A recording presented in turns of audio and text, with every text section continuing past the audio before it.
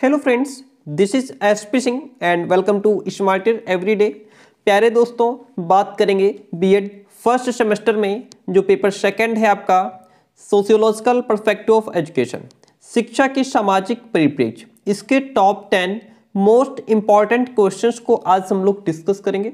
जो paper first है आपका शिक्षा की दार्शनिक परिप्रेक्ष्य, अकॉर्डिंग टू कानपुर यूनिवर्सिटी बात कर रहा हूँ। पेपर फर्स्ट के टॉप 10 क्वेश्चंस हम लोग डिस्कस कर चुके हैं और आज जो पेपर सेकंड है इसके टॉप 10 मोस्ट इंपॉर्टेंट क्वेश्चंस का कलेक्शन है जिसको हम लोग डिस्कस करेंगे। पेपर फर्स्ट का अगर आपने वो क्लास नहीं देखी है, 10 क्वेश्चन जिसमें मैंने कराए हैं इंपॉर्टेंट, तो उसको देख लीजिएगा। क्वेश्चंस क्या क्या रहेंगे, कौन कौन से 10 क्वेश्चंस हम लोग डिस्कस करने वाले हैं, एक बार नजर डालते हैं। जो पहला क्वेश्चन होगा आपका जिसमें समाजशास्त्र का क्या अर्थ है, समाजशास्त्र की प्रकृति की विवेचना कीजिए। तो इसमें हम लोग समाजशास्त्र का अर्थ समझेंगे, इसकी प्रकृति को जानेंगे। दूसरा क्वेश्चन है हमारा नवीन सामाजिक व्यवस्था के निर्माणक कारक कौन कौन से हैं वो हमें बताने हैं। इनको हम बहुत ही आसान भाषा में समझते हुए चलेंगे। फिर तीसरा क्वेश्चन हमारे सामने आएगा। तीसरा क्वेश्चन कहता है शांतिपूर्ण एवं सामूहिक रहने के लिए विभिन्नता में एकता स्थापित करने में शैक्षिक संस्थाओं की भूमिका की विवेचना कीजिए। ये सारे ही क्वेश्चंस एक दूसरे से बढ़ करके हैं, सारे सुपर इंपॉर्टेंट क्वेश्चंस हैं, आपको रट लेना चाहिए। फोर्थ वन क्वेश्चन होगा धर्मनिरपेक्षता का अर्थ स्पष्ट करते हुए भारतीय संविधान में धर्मनिरपेक्षता संबंधी कौन कौन से प्रावधान हैं, उन प्रावधानों को भी हम जानेंगे। ये क्वेश्चन पूछ सकता है कि प्रावधान कौन कौन से हैं। अच्छा क्वेश्चन है। आर्थिक विकास में आर्थिक विकास से आप क्या समझते हैं, किसी राष्ट्र के आर्थिक विकास में शिक्षा की क्या भूमिका होती है, इसको समझेंगे। आर्थिक विकास में शिक्षा की भूमिका प्रॉपर समझेंगे। फिर अगला क्वेश्चन हमारा होगा सामाजिक परिवर्तन का क्या अर्थ है, परिभाषा लिखते हुए इसको प्रभावित करने वाले कारकों की विवेचना करेंगे। नेक्स्ट क्वेश्चन होगा हमारा भारतीय संविधान में शिक्षा से संबंधित धाराओं की विवेचना कीजिए। हमारा जो भारतीय संविधान है उसमें शिक्षा से संबंधित जो धाराएं हैं वो हमें बतानी है। उसके बाद शिक्षा और संविधान में संबंध स्थापित करना है। ठीक है, एनफ कंटेंट मैंने क्वेश्चंस में दिया है। आपको क्वेश्चन लॉन्ग आ जाए चाहे शॉर्ट आ जाए, ये कंटेंट हमारा दोनों में काम आएगा। आपको शिक्षा और संविधान में जो है अंतर संबंध बताना है। फिर अगला क्वेश्चन, सुपर क्वेश्चन सारे ही सुपर हैं लेकिन ये वेरी सुपर लगा लीजिए। सुपर इंपॉर्टेंट, राष्ट्रीय शिक्षा नीति 2020 में लिंग, जाति, जनजाति, दिव्यांगों एवं अल्पसंख्यकों के लिए शैक्षिक अवसरों की समानता के लिए क्या सुझाव दिए, वर्णन करना है। ठीक है, बहुत ही आसान भाषा में क्वेश्चंस लिखे हुए हैं। 9 नंबर क्वेश्चन होगा सर्व शिक्षा अभियान को सशक्त और प्रभावी बनाने के क्या सुझाव हैं। जो सर्व शिक्षा अभियान है उसको हम और ज्यादा इफेक्टिव कैसे बना सकते हैं, और ज्यादा मजबूत कैसे बना सकते हैं, उसके लिए इसमें सुझाव दिए गए हैं। लास्ट वन क्वेश्चन होगा हमारा विद्यालय में मध्याह्न भोजन का प्रबंध किस प्रकार करते हैं, इसकी विवेचना कीजिए। तो इस प्रकार से 10 क्वेश्चंस हम लोग डिस्कस करेंगे बहुत ही आसान भाषा में। ठीक है, पूरी क्लास एंड तक देखिएगा, बहुत हेल्प मिलेगी आपको। यहाँ से कई क्वेश्चंस आपको एज इट इज एग्जाम में देखने को मिल सकते हैं। अगर आप लखनऊ से, कानपुर से, प्रयागराज से देख रहे हैं तो आपके लिए प्रॉपर तरीके से अलग अलग यूनिवर्सिटीज के सिलेबस के अकॉर्डिंग नोट्स तैयार किए गए हैं। नोट्स हमारे पीडीएफ फॉर्म में व्हाट्सएप पे आपको प्रोवाइड कराए जाते हैं। उसके लिए आपको फीस पे करनी होती है। इस नंबर पर व्हाट्सएप मैसेज करके जानकारी ले सकते हैं, नोट्स आप ले सकते हैं, जो कि कम से कम समय में आपको बेहतर मार्क्स दिलाने में सहायक होंगे। चलिए, पहला क्वेश्चन कहता है समाजशास्त्र का क्या अर्थ है। समाजशास्त्र की प्रकृति की विवेचना, पहले में अर्थ अगर पूछ रहा है तो अर्थ के साथ परिभाषा जरूर चिपकाएंगे हम। ठीक है, खाली अर्थ नहीं लिखेंगे। समाजशास्त्र का क्या अर्थ है। फ्रांस के महान दार्शनिक अगस्त कॉम्टे ने एक नवीन शास्त्र की रचना 1837 में की और उसे नाम क्या दिया, समाजशास्त्र। समाजशास्त्र से उनका तात्पर्य था व्यक्ति और समाज के बीच संबंधों के अध्ययन में वैज्ञानिक विधि का प्रयोग करना। क्या था, व्यक्ति और समाज के बीच जो संबंध है उनके अध्ययन में वैज्ञानिक विधि का प्रयोग करना ही समाजशास्त्र था। ठीक है, उनके अकॉर्डिंग। ठीक है, आगे बढ़ते हैं। कॉम्टे के उपरांत 1976 में समाजशास्त्र के सिद्धांत के नाम से हार्बर्ट स्पेंसर की एक पुस्तक प्रकाशित हुई। इस पुस्तक से समाजशास्त्र विषय को पर्याप्त मान्यता मिल गई। समाजशास्त्र शब्द की उत्पत्ति 2 शब्दों से मिलकर के बनी हुई है, जिसमें से पहला जो शब्द है हमारा वो है सोशियस। क्या है, पहला शब्द है सोशियस, लैटिन भाषा से लिया गया है, और दूसरा शब्द लोगस है जो कि ग्रीक भाषा से लिया गया है। अब यहाँ पे सोशियस का, ठीक है, सोशियस पहला वर्ड सोशियस, दूसरा लोगस, दोनों से मिलकर के हमारा सोशियोलॉजी बनता है। आगे देखिए, शाब्दिक अर्थ में समाजशास्त्र का अर्थ है समाज का शास्त्र या समाज का विज्ञान। ठीक है, समाजशास्त्र शब्द सोशियोलॉजी का हिंदी रूपांतरण है। समाजशास्त्र वास्तव में सामाजिक अंतर संबंधों का विज्ञान, समाज के बीच, व्यक्ति और समाज के बीच जो अंतर संबंध पाए जाते हैं, जो इंटर रिलेशंस पाए जाते हैं, उनका विज्ञान है समाजशास्त्र। ठीक है, यह समूह का अध्ययन करता है, ग्रुप्स का अध्ययन करता है। यह मानव व्यवहार को प्रभावित करने वाले प्रत्येक तत्व, मानव के व्यवहार को जितने भी तत्व प्रभावित करते हैं प्रत्यक्ष रूप से या अप्रत्यक्ष रूप से, उन सभी तत्वों का अध्ययन करता है कौन? समाजशास्त्र। अतः इसमें सभी मानवीय संबंधों का अध्ययन किया जाता है। जैसा कि मैं कई बार पेज ने लिखा, समाजशास्त्र सामाजिक संबंधों के विषय में अध्ययन करता है। ठीक है, यह मानवीय संबंधों का एक जाल है जिसे समाज कहा जाता है। जाल है या संजाल है, एक ही बात है। वहीं पर आगबर्न एवं निमकॉफ कहते हैं समाजशास्त्र सामाजिक जीवन का वैज्ञानिक अध्ययन है। कैसा? वैज्ञानिक। अब यहाँ पे हम समझते हैं समाजशास्त्र की प्रकृति कैसी है। रॉबर्ट बीयरस्ट्रीट का कहना है समाजशास्त्र की वास्तविक प्रकृति वैज्ञानिक है। कैसी है? समाजशास्त्र की जो वास्तविक प्रकृति है वो वैज्ञानिक है। इसे उन्होंने निम्नांकित विशेषताओं के द्वारा स्पष्ट किया है। क्या विशेषताएं हैं?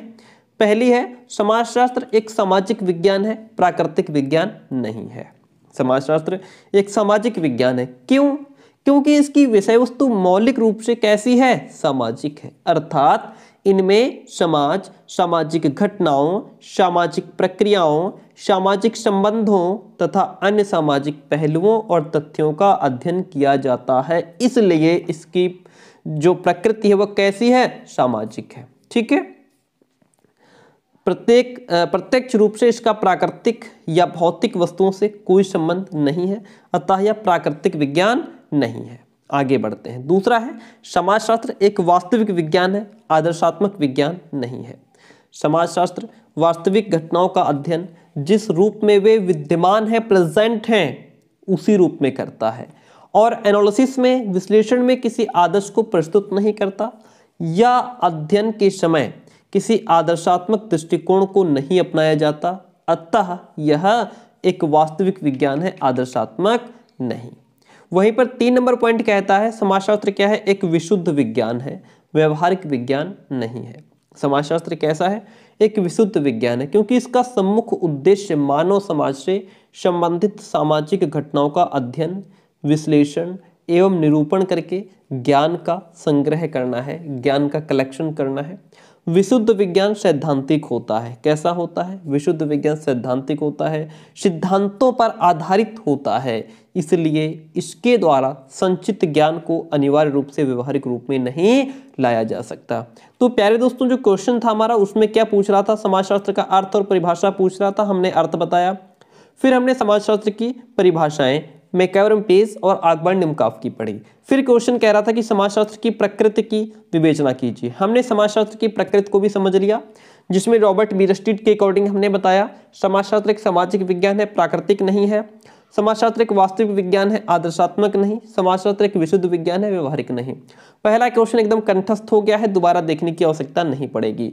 वहीं पर अब क्वेश्चन कहता है नवीन सामाजिक व्यवस्था के निर्माणक कारक कौन कौन से हैं? जो नई सामाजिक व्यवस्था का निर्माण हो रहा है उसको निर्माण करने में कौन कौन से कारक अपनी भूमिका निभाते हैं, उनका वर्णन हमको करना है। भारत में नव सामाजिक व्यवस्था यानी नई सामाजिक व्यवस्था का आधार संविधान में निहित प्रस्तावना है। भारत में जो नई सामाजिक व्यवस्था का निर्माण हुआ उसका आधार क्या है? संविधान में निहित जो प्रस्तावना है। संविधान द्वारा प्रदान किए गए आधार पर ही भारत राष्ट्र ने एक नई सामाजिक व्यवस्था की रचना की।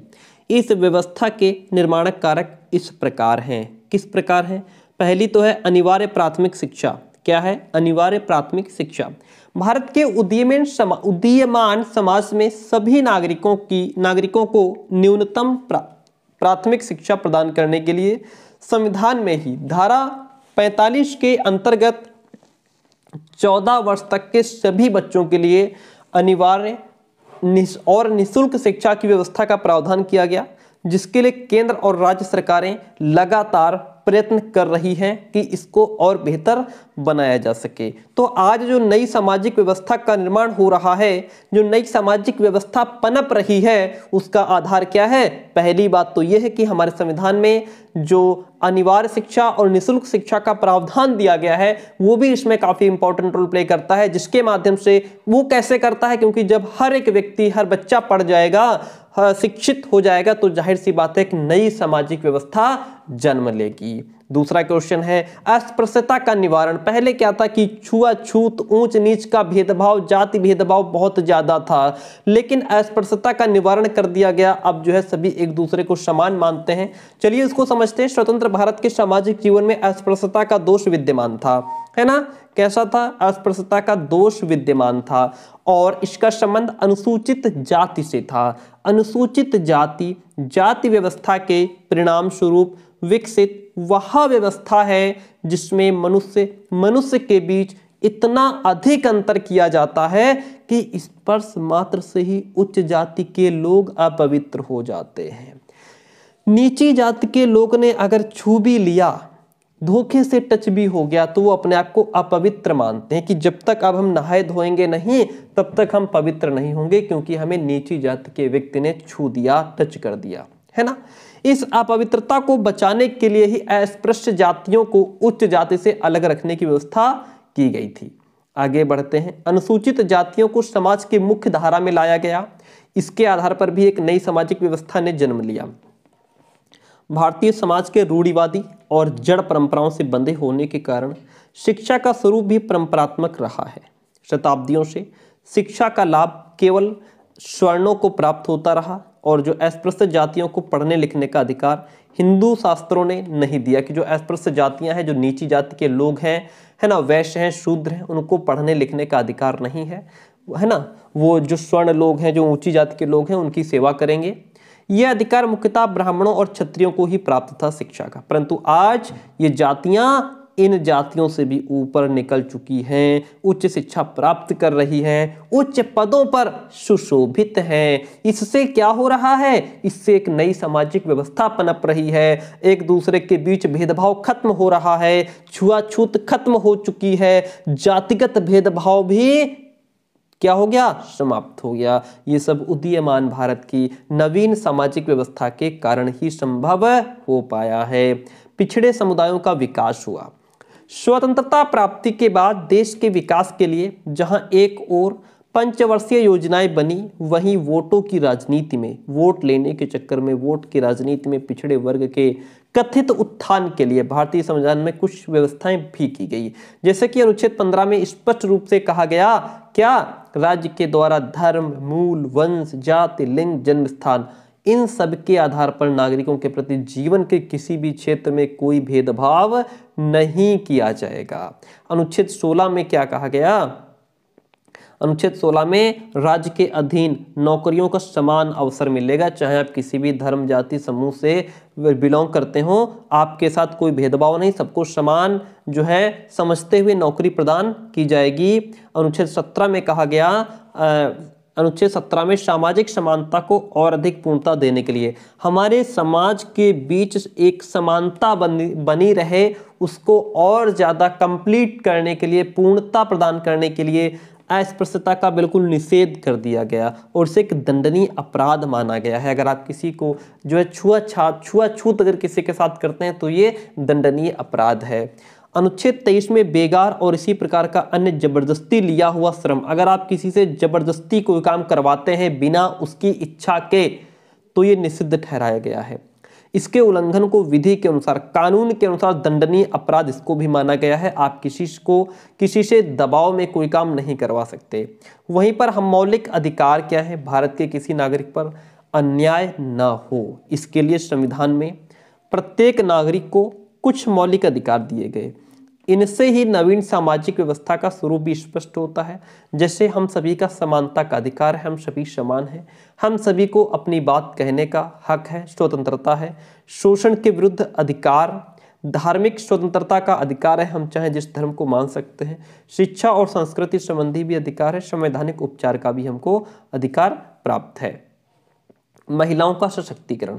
स्वतंत्रता से पूर्व भारतीय नारी की अवस्था बहुत दयनीय थी, परंतु कुछ समय बाद विधवा विवाह, सती प्रथा की समाप्ति आदि के साथ ही समाज में पुनर्जागरण की लहर भी प्रारंभ हो गई। पहले क्या था, जो विधवाएं थी वह दूसरी शादी नहीं कर सकती थी, पुनः विवाह नहीं रचा सकती थी, और जो सती प्रथा का मतलब है कि वह अपने पति के साथ ही चिता पर बैठ करके अपनी भी जो है जान दे देती थी। बाद में क्या हुआ, ये सब चीज़ें क्या हो गई, हट गई और एक नई समाज का निर्माण हुआ जिसमें विधवा दोबारा फिर से विवाह घर बसा सकती है, अपने जीवन को सुख में बिता सकती है।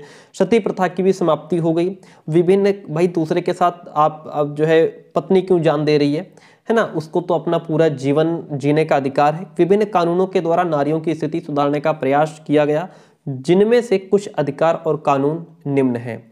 क्या है, इनको समझते हैं। हिंदुओं में नारी को उत्तराधिकार प्राप्त करने का अधिकार है। विवाह विच्छेद पश्चात भरण पोषण की वैधानिक व्यवस्था है। स्त्री को गोद लिए जाने का अधिकार दिया जाना, अनैतिक व्यापार दमन कानून का निर्माण करना, दहेज नियंत्रण कानून बनाना, हाई स्कूल लड़कियों की शिक्षा निःशुल्क करना और कन्या भ्रूण हत्या पर भी रोक लगाना। ठीक है, इससे क्या हुआ, इससे भी हमारे ये सब चीजें हटाई गई, तभी हमारे नए समाज का निर्माण हुआ। नवोदय विद्यालय, देखिए भारतीय समाज के उत्थान के लिए भारत सरकार के द्वारा राष्ट्रीय शिक्षा नीति 1986 के अंतर्गत उन बच्चों को भी शिक्षा प्रदान करने की बात कही गई है जो विभिन्न प्रतिभाओं के धनी हैं, परंतु किसी कारणवश शिक्षा प्राप्त करने में सफल नहीं हो पाते हैं। इसलिए इनके लिए शिक्षा की समुचित व्यवस्था हेतु नवोदय विद्यालयों का निर्माण किया गया। तो प्यारे दोस्तों, ये क्वेश्चन एनफ है।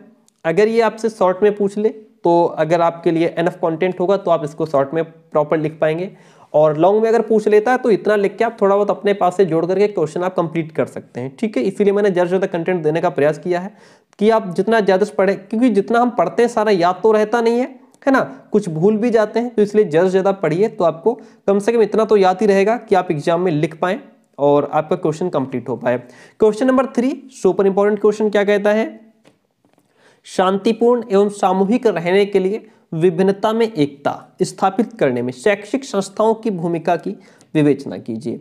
शांतिपूर्ण एवं सामूहिक रहने के लिए जातीय, प्रांतीय, धार्मिक एवं सामाजिक सांस्कृतिक विभिन्नताओं में एकता स्थापित करने के लिए शैक्षिक संस्थाओं के द्वारा निम्नलिखित उपाय अपनाए जा सकते हैं। कौन कौन से निम्नलिखित उपाय अपनाए जा सकते हैं? नंबर 1 तो लोगों को भारत के प्रत्येक दृष्टिकोण से भारत की परिस्थितियों का ज्ञान कराया जाए कि हमारे भारत की क्या कंडीशन है, क्या परिस्थितियां हैं, क्या सर्कमस्टांसेस हैं, और उन जानकारियों में स्वतंत्रता संघर्ष का समन्वय भी स्थापित किया जाए। सभी जातियों और राज्यों के बीच संपर्क और सहयोग उत्पन्न करने के लिए शिक्षा व्यवस्था और कार्यों को इस प्रकार प्रोत्साहित किया जाए कि जिससे लोगों में अपने राष्ट्र के प्रति, अपने देश के प्रति एकता का भाव विकसित हो, सभी एक दूसरे का सौहार्दता, भ्रातृत्व, भाईचारे की भावना को लेकर के आगे बढ़ें, तभी डेवलपमेंट हो सकता है। विद्यालयों और महाविद्यालयों में छात्र छात्राओं के लिए प्रचलित उपयोगी पाठ्यपुस्तकों का परीक्षण किया जाए कि आज जो प्रचलित पाठ्यपुस्तकें हैं क्या वो वास्तव में बच्चों के लिए, छात्र छात्राओं के लिए उपयोगी हैं या नहीं है, जिसमें विभिन्नता में एकता स्थापित करने से संबंधित सामग्री की उपलब्धता निश्चित हो सके। पता चले कि क्या ये जो सामग्री है, पाठ्यपुस्तकें, क्या इसमें विभिन्नता में एकता स्थापित करने की भी बात है, कही गई है कि नहीं कही गई है, क्या विभिन्नता में एकता स्थापित करने के लिए उपयोगी है कि नहीं है, इन सब चीजों का किया जाए, परीक्षण किया जाए। लोगों में राष्ट्रीय एकता के दृष्टिकोण का विकास करने के लिए फिल्म, समाचार पत्र और अन्य साधनों का यथोचित लाभ भी उठाया जाए। शैक्षिक संस्थानों में सभी जातियों के छात्र छात्राएं मिलकर के राष्ट्रीय पर्व और सार्वजनिक मेलों के आयोजन में भी भाग लें। शैक्षिक संस्थान सांप्रदायिकता फैलाने वाले व्यक्तियों, समूहों, दलों आदि से छात्रों को अवगत कराएं और इनसे बचने के लिए शिक्षित भी करें। शैक्षिक संस्थानों में प्रवेश के संबंध में जाति, धर्म, भाषा, क्षेत्र, अमीर गरीब का भेदभाव किए बिना योग्यता के आधार पर प्रवेश दिया जाए। जो भी शैक्षिक संस्थान है हमारे, उनमें प्रवेश से संबंधित ये ना हो कि आप इस जाति के हैं, इस धर्म से हैं, इस भाषा क्षेत्र से आते हैं, अमीर हैं, गरीब हैं, ये सारी चीज़ें दरकिनार करके बस डायरेक्ट सीधे तौर पर उनका एडमिशन हो, कोई भेदभाव ना किया जाए। पुस्तकों का लेखन क्षेत्रीय दृष्टि से न होकर के राष्ट्रीय स्तर का हो। बच्चा किस क्षेत्र से आता है इस बात को ध्यान में न रख करके पूरे राष्ट्र पूरे देश को ध्यान में रखा जाए। क्षेत्रीय भाषाओं को माध्यमिक स्तर पर माध्यम बनाया जाए। जो माध्यमिक स्तर पर बच्चे होते हैं उनको जिस क्षेत्र से आते हैं उन्हीं की भाषा में उनको अगर शिक्षा दी जाएगी तो बच्चा जल्दी कैच करता है। अल्पसंख्यक शिक्षा संस्थानों को अपनी भाषा सभ्यता की शिक्षा देने की छूट दी जाए। विभिन्न धर्मों के महापुरुषों की जयंती मनाई जाए और विभिन्न धर्मों के सार तत्वों पर चर्चा की जाए जिससे बालक महापुरुषों के बारे में जान पाए। प्लस जो ऊंच नीच का भाव है वह खत्म किया जा सके। तो ये क्वेश्चन नंबर 3 था जिसको हमने कंप्लीट किया। क्वेश्चन क्या था कि शांतिपूर्ण और सामूहिक रहने के लिए विभिन्नता में एकता स्थापित करने में जो शैक्षिक संस्थाएं हैं हमारी वो किस तरीके से अपनी भूमिका निभाती हैं वो हमने डिस्कस कर लिया। क्वेश्चन नंबर 4 कहता है धर्मनिरपेक्षता का अर्थ स्पष्ट करते हुए भारतीय संविधान में धर्मनिरपेक्षता संबंधी क्या प्रावधान है। पहले हम धर्मनिरपेक्षता को समझते हैं, फिर इससे रिलेटेड हमारे संविधान में जो प्रावधान है उनकी बात करेंगे। धर्मनिरपेक्षता का शाब्दिक अर्थ है बिना किसी धर्म के आधार पर निर्णय लेना और काम करना। बिना किसी धर्म को आधार नहीं मानना है, बिना किसी धर्म के आधार पर निर्णय लीजिए और काम कीजिए, है ना। व्यवहारिक रूप से धर्मनिरपेक्षता एक सामान्य मानवीय भावना है। धर्मनिरपेक्षता टॉपिक हम पहले भी 2-3 बार पढ़ा चुके हैं। सामान्य मानवीय भावना है जो उच्च एवं श्रेष्ठ विचारवान मनुष्यों के अंदर पाई जाती है। जब व्यक्ति किसी दूसरे व्यक्ति के धार्मिक विचारों, मूल्यों और विश्वासों को सहन करता है, उनका बिना किसी भेदभाव के सम्मान करता है, तो इस विचारधारा को हम धर्मनिरपेक्षता कह सकते हैं, क्योंकि मनुष्य समाज का ही एक अंग है और वह सामाजिक प्राणी है। जब सामने वाला अगर दूसरे धर्म से है और वो अपने धर्म के बारे में बता रहा है या अपने धर्म को श्रेष्ठ मान रहा है, तो हमें भी क्या करना चाहिए, उसके धर्म को बराबर सम्मान देना चाहिए। ठीक है, आप ये नहीं है कि आप उसको एक्सेप्ट कर रहे हैं, मतलब दूसरे के धर्म को, आप अपने धर्म को तो मानते ही हैं, आप दूसरे के धर्म को भी बराबर सम्मान दे रहे हैं, यही धर्मनिरपेक्षता है। ठीक है, जब से मानव सभ्यता का उदय हुआ है तभी से प्रेम, स्नेह, दया, सहयोग और सहनशीलता के रूप में धर्मनिरपेक्षता का प्रचलन या शुभ आरंभ हो गया है। धर्मनिरपेक्षता और पंथ निरपेक्ष दोनों ही अपने अंदर समान भावना रखते हैं और वर्तमान समय में हम जिस धर्मनिरपेक्षता को स्वीकार करते हैं, एक तरीके से कहें वह पंथ निरपेक्षता ही है। धर्मनिरपेक्षता अंग्रेजी के सेकुलरिज्म शब्द का हिंदी रूपांतरण है। सेक्युलर शब्द का आविष्कार जीजे होलियोक ने किया था। महात्मा गांधी जी के अनुसार कहा गया है, हम सभी धर्मों एवं विश्वासों को समान आदर प्रदान करते हैं, अर्थात हम सर्वधर्म समभाव में आस्था रखते हैं, सभी धर्म में समान भावना होना। चैम्बर्स शब्दकोश के अनुसार लिखा हुआ है, धर्मनिरपेक्षता वह विश्वास है जो राज्य, नैतिकता, शिक्षा आदि को धर्म से स्वतंत्र रखता है।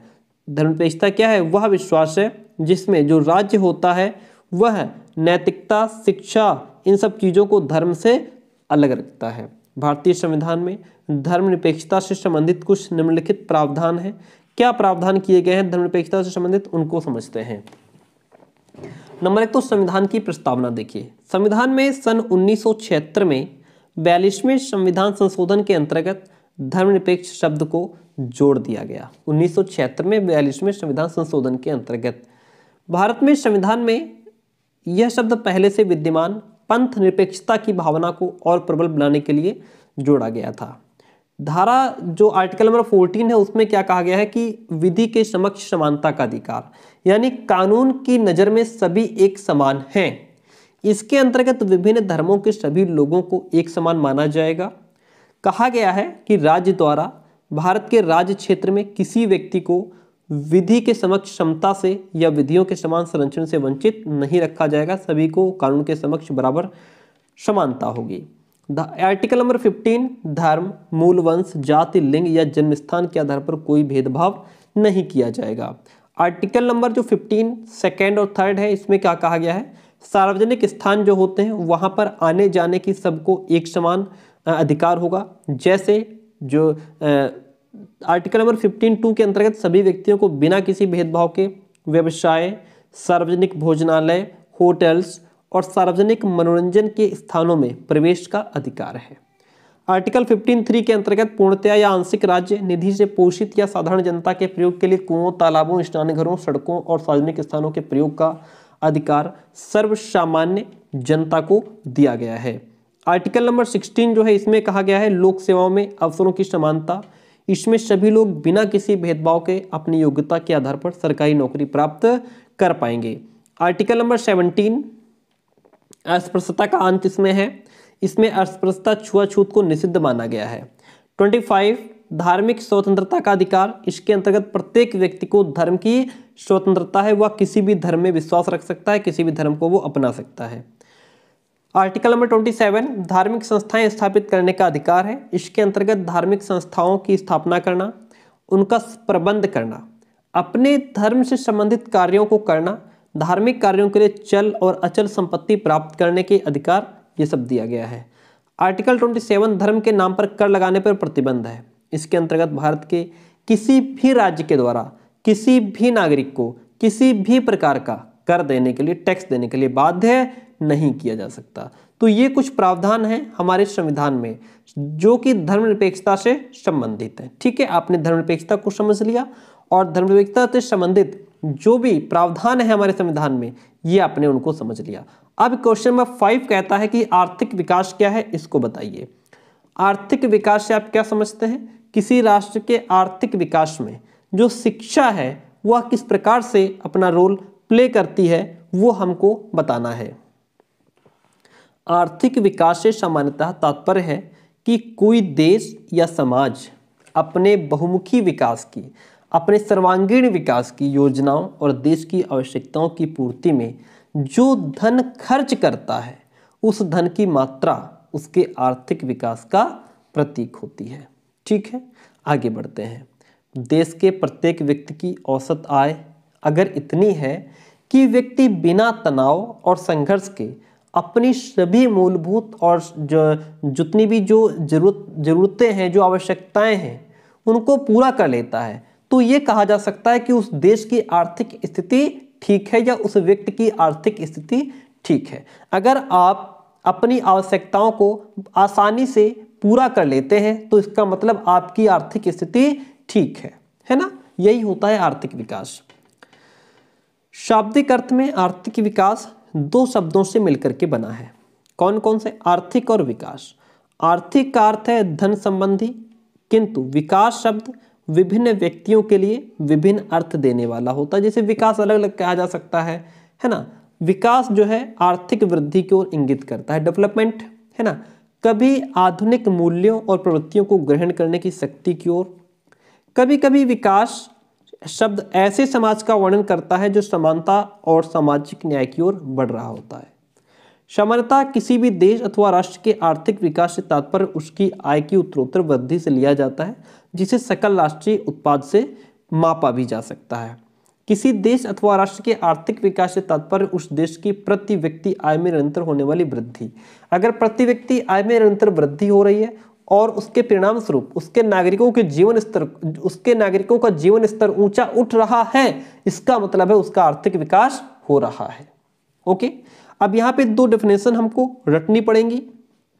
देखिए, मॉयर एवं बॉल्डविन के अनुसार आर्थिक विकास क्या है? एक प्रक्रिया है जिसके द्वारा आर्थिक व्यवस्था की वास्तविक राष्ट्रीय आय में दीर्घ काल में वृद्धि होती है। आर्थिक विकास का अर्थ है राष्ट्रीय आय में वृद्धि होना, अर्थव्यवस्था के ढांचे में परिवर्तन होना, जनता का उच्चतर जीवन स्तर, उसकी मान्यताओं और दृष्टिकोणों में परिवर्तन होना, देश की उत्पादन क्षमता में वृद्धि होना और मानव का सर्वांगीण विकास होना।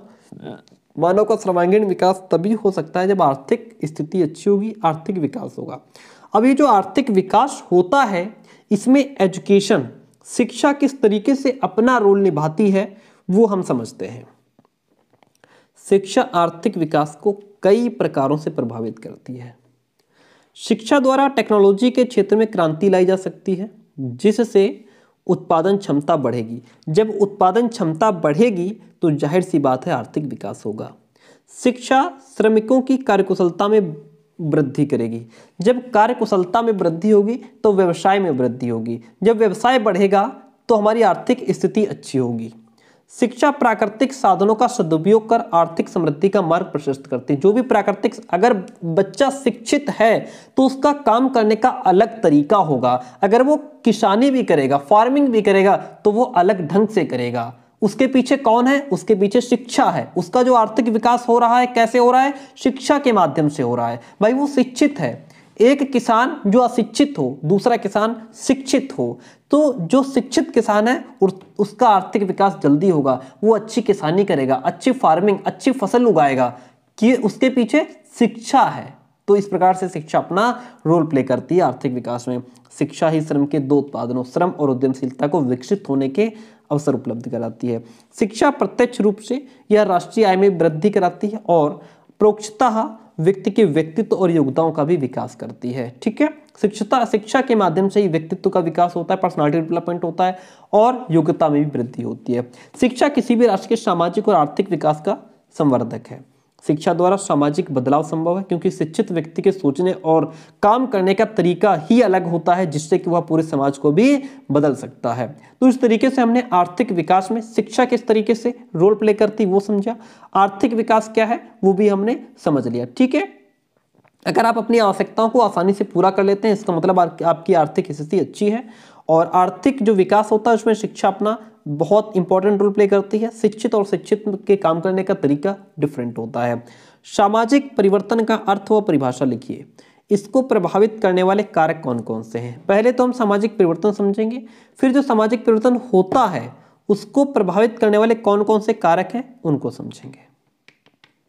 देखिए, सामाजिक परिवर्तन का अर्थ, प्यारे दोस्तों आपसे बता दें, अगर अभी तक आपने नोट्स नहीं लिए हैं, अभी भी आपके पास मौका है। मौका बार बार नहीं मिलता है। नोट्स के माध्यम से कम समय में बेहतर तैयारी कर सकते हैं। पूरा कंटेंट एक बार में रिवाइज कर सकते हैं, पढ़ सकते हैं। आसान शब्दों में लिखा हुआ है। आपके पास अभी भी मौका है, आप नोट्स ले सकते हैं। आपके पास 20 दिन है, बहुत टाइम है। सामाजिक परिवर्तन दो शब्दों से मिलकर के बना हुआ है। पहला तो समाज, दूसरा परिवर्तन।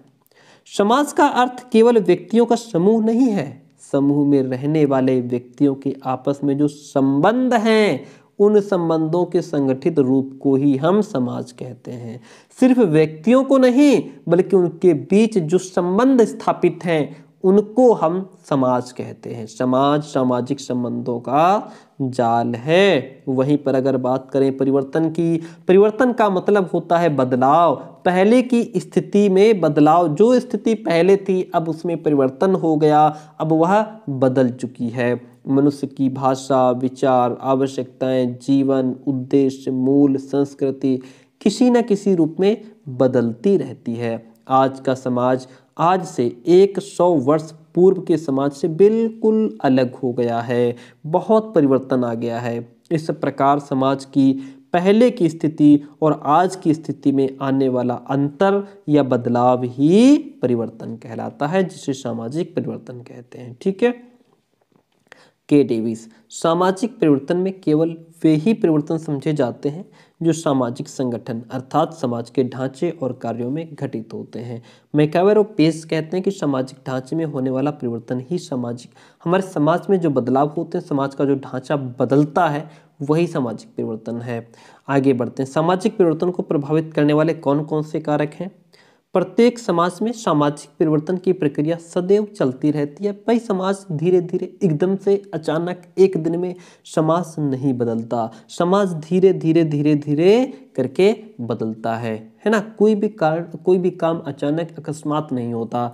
किसी समाज में सामाजिक परिवर्तन किस गति और किस दिशा में होता है, ये अनेक कारकों पर निर्भर करता है। उनमें से कुछ कारक नीचे दिए गए हैं, उनको हम डिस्कस करते हैं।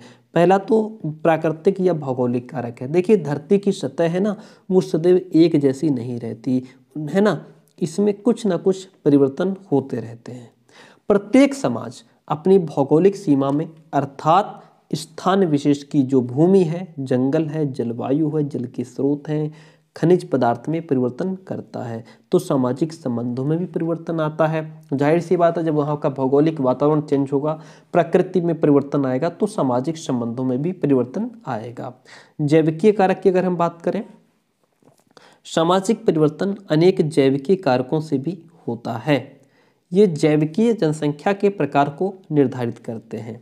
जैसे यदि वंश परंपरा के कारण संतान दुर्बल हो रही है, मान लीजिए आपका वंश ऐसा है कि उसमें पहले आपके दादा परदादा भी थोड़ा कमजोर टाइप थे, दुर्बल टाइप थे, तो आगे आने वाली पीढ़ी भी दुर्बल टाइप हो रही है, तो समाज में स्वास्थ्य का स्तर नीचे होने उसका प्रभाव सामाजिक जीवन पर नीचा अगर उसका तो समाज में स्वास्थ्य का स्तर क्या होगा, नीचे जाएगा, और उसका प्रभाव कहाँ पड़ेगा, सामाजिक जीवन पर पड़ेगा। ये जैविकीय कारक हो गया। प्रौद्योगिकी कारक का मतलब है टेक्नोलॉजी। आधुनिक आज के युग में टेक्नोलॉजी पर आधारित होने के कारण, आज का युग जो है वो टेक्नोलॉजी पर आधारित होने के कारण प्रौद्योगिक कारकों की सामाजिक परिवर्तन में महत्वपूर्ण भूमिका है। जो टेक्नोलॉजी है उसका इम्पोर्टेंट रोल है। विज्ञान और प्रौद्योगिकी ने, साइंस और टेक्नोलॉजी ने मानव जीवन में बहुत परिवर्तन किया है। टीवी, टेलीफोन, कंप्यूटर, घरेलू कामकाज की मशीनें हो गई, फ्रिज हो गया आपका, है ना, मिक्सर, टोस्टर, ओवन आदि ने लोगों की जीवन शैली, विचारधारा, सामाजिक जीवन में क्रांति ला दी है। बहुत बड़ा परिवर्तन लेकर के आया है टेक्नोलॉजी, साइंस एंड टेक्नोलॉजी ने। सांस्कृतिक परिवर्तन की अगर बात करें तो संस्कृति में बदलाव सामाजिक परिवर्तन का कारक है। संस्कृति के अंतर्गत हम धर्म, विचार, मूल्य, विश्वास, प्रथा, परंपरा आदि विभिन्न संस्थाओं को सम्मिलित करते हैं। क्या जो मतलब संस्कृति के अंतर्गत हमारे धर्म आ जाता है, हमारे विचार, मूल्य, हमारा विश्वास, हमारी प्रथाएं, हमारी संस्कृति, हमारे परंपरा विभिन्न संस्थाओं को सम्मिलित करते हैं। जब संस्कृति के इन तत्वों में परिवर्तन होता है तो जाहिर सी बात है क्या समाज में परिवर्तन नहीं होगा, डेफिनेटली होगा। आर्थिक कारक की बात करें, देश का अर्थतंत्र भी सामाजिक परिवर्तन का एक महत्वपूर्ण कारक है। उच्च आर्थिक स्तर वाले सामाजिक मान्यताओं के विरुद्ध कार्य करके भी समाज द्वारा स्वीकार कर लिए जाते हैं तथा दूसरे लोग भी उनका अनुकरण करने लगते हैं, जिससे सामाजिक परिवर्तन की प्रक्रिया क्या होती है, प्रारंभ हो जाती है। बस दो कारक और बचे हैं, जैसे राजनीतिक कारक हो गया। समाज में अधिकतर परिवर्तन राजनीतिक कारणों से होता है। अगर लॉन्ग में पूछ ले फिर भी आप इतने ही कारक लिखेंगे, ठीक है। समाज में अधिकतर परिवर्तन राजनीतिक कारणों से होता है। राजनीतिक स्थिरता से समाज में निरंतरता व स्थायित्व, अगर राजनीति में स्थिरता आ गई तो जो डेवलपमेंट है, जो समाज है, उसमें भी स्थायित्व आने लगता है। दूसरी ओर अगर राजनीति अस्थिर है, बदलती रहती है, तो समाज में भी परिवर्तन आएगा। शिक्षा, इसमें कोई संदेह नहीं है कि उपयुक्त सभी तत्व सामाजिक परिवर्तन के कारक हैं। डेफिनेटली सभी तत्व सामाजिक परिवर्तन के कारक हैं, लेकिन इन सभी कारकों में एक कारक सहायक है जिसके बिना कोई भी कार्य संभव नहीं हो सकता। वो कारक क्या है, एजुकेशन। इन सबके ऊपर कौन बैठा है, दैट इज एजुकेशन। साइंस और टेक्नोलॉजी ने अगर परिवर्तन किया है, अगर साइंस और टेक्नोलॉजी की वजह से क्रांति आई है, तो उसके पीछे कौन है, एजुकेशन। प्राकृतिक परिवर्तनों के साथ जो सामाजिक परिवर्तन होते हैं उन्हें दिशा देने का काम कौन करता है, शिक्षा करती है। तो 6 क्वेश्चन हमने स्टडी कर लिए। ये जो क्वेश्चन हम पढ़ रहे थे इसमें पूछ रहा था सामाजिक परिवर्तन क्या है, हमने बता दिया। फिर इन्होंने पूछा इसको प्रभावित करने वाले कारक कौन कौन से हैं, तो वो हमने बता दिया कि भैया इसको प्राकृतिक भौगोलिक कारक भी प्रभावित करते हैं, जैविकीय कारक भी करते हैं, टेक्नोलॉजी ने भी किया है, सांस्कृतिक परिवर्तन, आर्थिक कारक, राजनीतिक कारक और सबसे ऊपर आता है शिक्षा भी इसको प्रभावित करती है। भारतीय संविधान में देखिए, भारतीय संविधान में शिक्षा से संबंधित धाराओं की विवेचना कीजिए। हमारा जो संविधान है भारत का, उसमें शिक्षा से संबंधित जो आर्टिकल्स हैं वो हमको बताने हैं। उसके बाद शिक्षा और संविधान में क्या संबंध है वो हमको बताना है। चलिए बताते हैं। पहले तुम शिक्षा से संबंधित जो धाराएं हैं उनको डिस्कस करते हैं। भारतीय संविधान में ऐसी अनेक महत्वपूर्ण धाराएं और उपबंध हैं जिनका प्रत्यक्ष या अप्रत्यक्ष रूप से शिक्षा से क्या है, संबंध है। देखिए, पहला है शिक्षा का अधिकार, ये आर्टिकल है, ठीक है। आर्टिकल ये क्या कहा गया है, शिक्षा का अधिकार है। ये इसमें क्या कहा गया है, राज्य 6 वर्ष से, सॉरी आर्टिकल नहीं है, पहले हम बोल गए कि आर्टिकल है। राज्य 6 वर्ष से 14 वर्ष की आयु वाले बच्चों के लिए निःशुल्क और अनिवार्य शिक्षा देने की ऐसी रीति में जो राज्य विधि द्वारा अवधारित करे उसको उपलब्ध करेगा। पूर्व में यह धारा 45 थी जिसमें सन 2002 में संशोधन किया गया। ओके। दूसरा है छोटे बच्चों की देखभाल और शिक्षा। ये बात किस में कही गई है, आर्टिकल 45 में। राज्य प्रारंभिक अवस्था में बच्चों की देखभाल और शिक्षा के लिए उपबंध करने का प्रयास करेगा। आर्टिकल 51A में अभिभावकों के कर्तव्यों का वर्णन है। अभिभावक और संरक्षक का कर्तव्य होगा कि वह 6 वर्ष से 14 वर्ष के बीच आयु वाले बच्चों की शिक्षा के अवसर प्रदान करेगा। आर्टिकल 22 सेकंड में कहा गया है, 28 सेकंड में, यदि संस्था किसी ऐसे ट्रस्ट द्वारा संचालित हो जिसके प्रावधानों के अनुसार धार्मिक शिक्षा देने की बाध्यता हो, जिसमें धार्मिक शिक्षा देना बाध्य माना जाता हो और वह राज्य द्वारा संचालित की जाती हो, तो ऐसी संस्था को धारा आर्टिकल 28 फर्स्ट के प्रावधानों की अनिवार्यता से मुक्त रखा जाएगा। धारा 28(3) व्यक्ति की स्वीकृत के बिना जबरदस्ती धार्मिक शिक्षा पर पाबंदी लगाती है। हम किसी को जबरदस्ती धार्मिक शिक्षा नहीं दे सकते। आर्टिकल 29 फर्स्ट में कहा गया है, भारत के राज्य क्षेत्र अथवा उसके बिना अथवा उसके किसी भाग के निवासियों के किसी भी भाग को अपनी विशेष भाषा, लिपि या संस्कृति बनाए रखने का अधिकार होगा। आर्टिकल 29 सेकंड, राज्य द्वारा पोषित या राज्य निधि से सहायता प्राप्त करने वाली किसी संस्था में किसी नागरिक को धर्म, प्रजाति, जाति, भाषा या उनमें से किसी एक के आधार पर प्रवेश देने से नहीं रोका जाएगा। आर्टिकल 30, भाषा, धर्म या भाषा पर आधारित सभी अल्पसंख्यक वर्गों को अपनी रुचि की शिक्षा संस्थाओं की स्थापना और प्रशासन का भी अधिकार होगा। तो ये हमने क्या समझा, ये हमारे संविधान में शिक्षा से संबंधित जो धाराएं हैं वो हमने डिस्कस कर लिए। अब हम संविधान और शिक्षा में जो संबंध है वो हम समझेंगे। Relation between education and constitution. संवैधानिक व्यवस्था के मौलिक प्रावधानों, अधिकारों और उत्तरदायित्वों की दृष्टि तथा अर्थ को शिक्षा गहराई से प्रभावित करती है। संवैधानिक व्यवस्था के जो मौलिक प्रावधान हैं, जो अधिकार हैं, जो रिस्पॉन्सिबिलिटीज़ हैं, उनकी दृष्टि और अर्थ को जो शिक्षा है वो बहुत डीपली अपना इफेक्ट डालती है। हम किसे और कैसे तथा किस विषय वस्तु और किस रूप में शिक्षा प्रदान करें, इस पर संविधान का समान रूप से महत्वपूर्ण प्रभाव रहता है। हम किसको और कैसे, क्या सिलेबस होगा, किस तरीके से शिक्षा दी जाएगी, इसके ऊपर संविधान में नियम कानून बनाए गए हैं। शिक्षा का अधिकार अधिनियम 2009 के संदर्भ में हम लोक शिक्षा तथा संविधान के मध्य संबंध को देख सकते हैं। अनिवार्य शिक्षा बच्चों तथा उनके अभिभावकों को यह निश्चित करती है कि वे संवैधानिक वचनबद्धता को पूर्ण करने के लिए कार्य हेतु राज्य से चुनौतीपूर्ण अंतःक्रिया करेंगे। शिक्षा में कोई भी नीति एवं अभ्यास संवैधानिक अनुरीक्षण और संवैधानिक शर्तों के रूप में जो निर्धारित स्वीकारता है, जो निर्धारित किए गए, एक्सेप्ट किए गए जो मानक हैं, उनसे संबंधित विषय हैं। नीतियों का चयन और निर्माण ये प्रतिबिंबित करता है कि हम क्या हैं और एक राष्ट्र में क्या होना चाहते हैं। तो इस तरीके से शिक्षा और संविधान में भी गहरा संबंध कह सकते हैं। ठीक है, अगला क्वेश्चन हमारा क्वेश्चन नंबर 8 है, जो कहता है राष्ट्रीय शिक्षा नीति 2020 में लिंग, जाति, जनजाति, दिव्यांगों एवं अल्पसंख्यकों के लिए शैक्षिक अवसरों की समानता के लिए क्या सुझाव दिए, वर्णन कीजिए। चलिए समझते हैं क्या सुझाव दिए गए हैं। नई शिक्षा नीति 2020 भारत की शिक्षा नीति है, जिसे भारत सरकार द्वारा 29 जुलाई 2020 को घोषित किया गया। कब किया गया? 29 जुलाई 2020 को। किसके द्वारा? भारत सरकार के द्वारा। सन 1986 में जारी हुई नई शिक्षा नीति के बाद भारत की शिक्षा नीति में यह पहला नया परिवर्तन है। यह नीति अंतरिक्ष वैज्ञानिक के कस्तूरी रंगन की अध्यक्षता वाली समिति की रिपोर्ट पर बेस्ड है, यानी कि आधारित है। शिक्षा में अवसरों की समानता में बाधक हाशियाकरण की प्रवृत्ति को कम करने के लिए नई राष्ट्रीय शिक्षा नीति 2020 में भी निम्न अनुशंसाएं की गई, जिससे शिक्षा के क्षेत्र में पिछड़ी इन जातियों का शैक्षिक उन्नयन हो सके। शिक्षा के क्षेत्र में ये पिछड़ी जातियां भी ऊपर उठ सकें, उसके लिए क्या क्या जो है अनुशंसाएं की गई, उनको समझते हैं। क्या कहा गया उनके बारे में। आंकड़ों के आधार पर यह पता चलता है कि कुछ भौगोलिक क्षेत्र में शैक्षिक रूप से पिछड़ी जो जातियां हैं उनका एक बहुत बड़ा अनुपात है। बड़े कह सकते हैं कि बड़ी संख्या में जो पिछड़ी जातियां हैं वो अभी भी अशिक्षित हैं।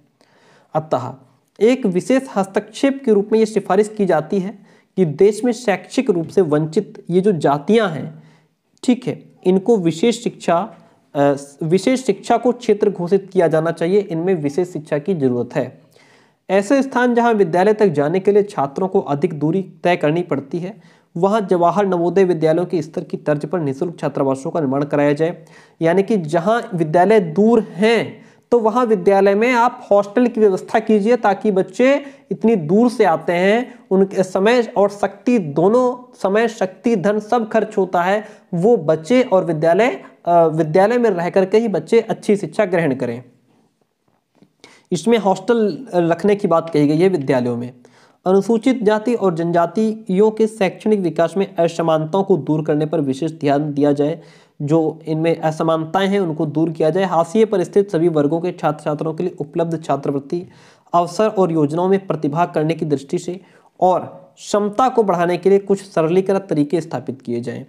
अल्पसंख्यकों के कल्याण के लिए प्रधानमंत्री का जो नया 15 सूत्रीय कार्यक्रम पेश किया गया है, उसका उद्देश्य शिक्षा के अवसरों को बढ़ाना और मौजूदा योजनाओं को नई योजनाओं के माध्यम से स्वरोजगार, केंद्रीय सरकार में नौकरी आदि के माध्यम से अल्पसंख्यकों के लिए न्यायसंगत प्रक्रिया सुनिश्चित करना है। विद्यालयी शिक्षा की उपलब्धता को सुधारना भी प्रधानमंत्री के 15 सूत्रीय कार्यक्रम का हिस्सा है, ताकि अल्पसंख्यक समुदायों को शिक्षा के अधिक अवसर मिल सके। तो ये जो क्वेश्चन था बहुत ही अच्छा क्वेश्चन था, इंटरेस्टिंग क्वेश्चन, बहुत ही इंपॉर्टेंट क्वेश्चन जो कि हमने समझ लिया। अब हम बात करते हैं क्वेश्चन नंबर 9 की। क्वेश्चन नंबर 9 कहता है, क्या कहता है? सर्व शिक्षा अभियान को सशक्त और प्रभावी बनाने के क्या सुझाव है? देखिएगा, जो सर्व शिक्षा अभियान हमारा चल रहा है उसको हम और ज़्यादा इफेक्टिव कैसे बना सकते हैं, सशक्त यानी और ज़्यादा मजबूत कैसे बना सकते हैं। उसको मजबूत बनाने का तरीका तो ये पहला ये है कि जो भी आंकड़े हैं, जो भी जानकारी है, जो भी इंफॉर्मेशंस हैं, उनका अच्छा कलेक्शन होना चाहिए और उनका जो एनालिसिस हो उसका अच्छा प्रयोग किया जाए फ्यूचर में। कार्यक्रम के क्रियान्वयन में तीव्रता लाने के लिए सभी कार्यों को लक्ष्यों के साथ जोड़ना चाहिए। जो भी काम किए जाएं, उनका छोटे काम हो या बड़ा काम हो, उसका एक लक्ष्य निर्धारित कर देना चाहिए। जब हमारे सामने लक्ष्य आ जाता है तो फिर हम उस कार्य को करने की हमारी तीव्रता अपने आप बढ़ जाती है। ठीक है, चलिए, उसका एक उद्देश्य होना चाहिए हर काम को करने का। जैसे आपके जब तक एग्जाम की टाइम टेबल स्कीम नहीं आती तब तक आप चुपचाप बैठे रहते हो, पढ़ाई नहीं करते हो, लेकिन जैसे ही टाइम टेबल आ जाता है पढ़ाई में एकदम तीव्रता आ जाती है। जैसे जैसे एग्जाम नजदीक आता है पढ़ाई में एकदम तीव्रता आ जाती है, ज़्यादा से ज़्यादा पढ़ने लगते हैं, हम ना चाहते हुए भी पढ़ाई करने लगते हैं। ये क्या है? जब हमारे सामने कोई लक्ष्य होता है, जब कोई उद्देश्य होता है तो हम और ज़्यादा काम करते हैं। बच्चों की शिक्षा में रुचि बनी रहे, इंटरेस्ट बच्चों का बना रहे, क्लासरूम प्रक्रियाओं को अधिक गहराई से समझकर उनमें गुणवत्तापूर्ण सुधार लाने का प्रयास किया जाए।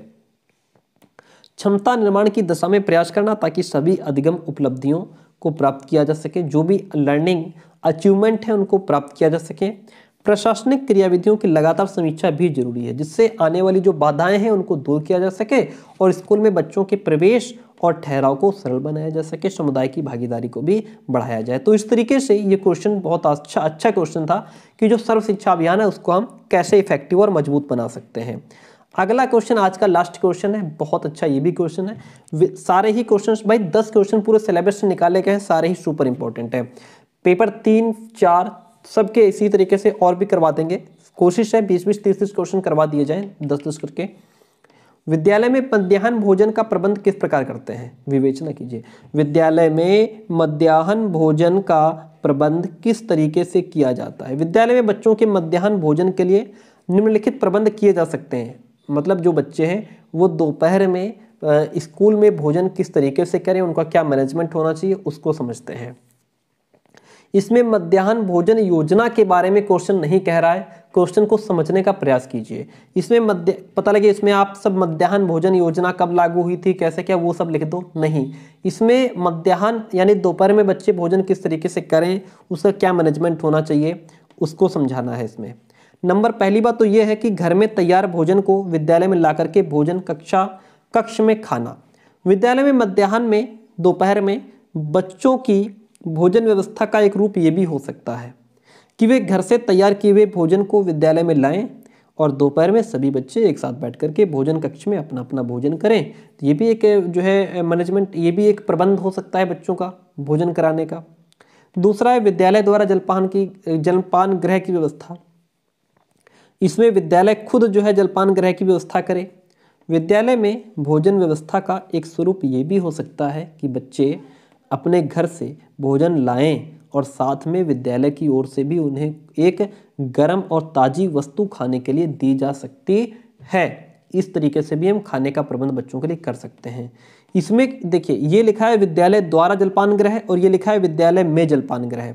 यहाँ पे व्यवस्था विद्यालय के द्वारा की जा रही है और यहाँ सिर्फ विद्यालय में की जा रही है, दोनों में अंतर है। विद्यालय में जलपान गृह की व्यवस्था, प्यारे दोस्तों लास्ट हेडिंग है। क्लास कैसे रही कमेंट जरूर कीजिएगा, एक लाइक एक कमेंट आपसे जरूर चाहिए, बहुत मेहनत लगती है क्लास आप तक पहुंचाने में। और जब आप लोग लाइक और अच्छे कमेंट्स करते हैं तो और ज़्यादा मोटिवेशन मिलता है कि हम और मेहनत करें आपके लिए, ठीक है। वर्तमान समय में भारत में अधिकांश विद्यालयों में मध्याह्न भोजन व्यवस्था का यही स्वरूप पाया जाता है। जलपान गृह में छात्र अपनी रुचि के अनुरूप खाद्य सामग्री खरीद करके खा लेता है। विद्यालय में कैंटीन होती है, छोटी दुकान होती है, बच्चा वहाँ जो उसको अच्छा लगता है वो खरीद करके खा लेता है। लेकिन इस व्यवस्था का सबसे बड़ा दोष ये है कि उन्हें भोजन के लिए विद्यालय से दूर जाना नहीं पड़ता है, जिससे समय और शक्ति की बचत हो जाती है। अच्छा, यहाँ पे लेकिन इस व्यवस्था का दोष नहीं, इस व्यवस्था का लाभ होना चाहिए, है ना। इस व्यवस्था का यहाँ पे लाभ ये है कि उन्हें भोजन के लिए विद्यालय से दूर जाना नहीं पड़ता और समय और शक्ति की बचत हो जाती है, ठीक है। तो ये क्वेश्चन बहुत अच्छा क्वेश्चन था, जिसमें विद्यालय में जो दोपहर में बच्चे भोजन करते हैं उनका क्या प्रबंध होना चाहिए उस बारे में क्वेश्चन था। और प्यारे दोस्तों देखिए, मैं फिर कह रहा हूँ मौका बार बार नहीं मिलता। अगर अच्छे नंबर आपके आ जाते हैं तो आगे आपका फ्यूचर ब्राइट हो जाता है। नोट्स अगर आपने नहीं लिए तो यहाँ मैसेज करके फटाफट नोट्स की जानकारी ले सकते हैं। फीस आपको पे करनी होती है, नोट्स हमारे आपको PDF फॉर्म में व्हाट्सएप पे मिल जाते हैं। और थैंक यू सो मच, मिलते हैं बहुत जल्दी नेक्स्ट क्लास में। ये क्लास अपने दोस्तों तक कॉलेज ग्रुप में जरूर शेयर कीजिएगा।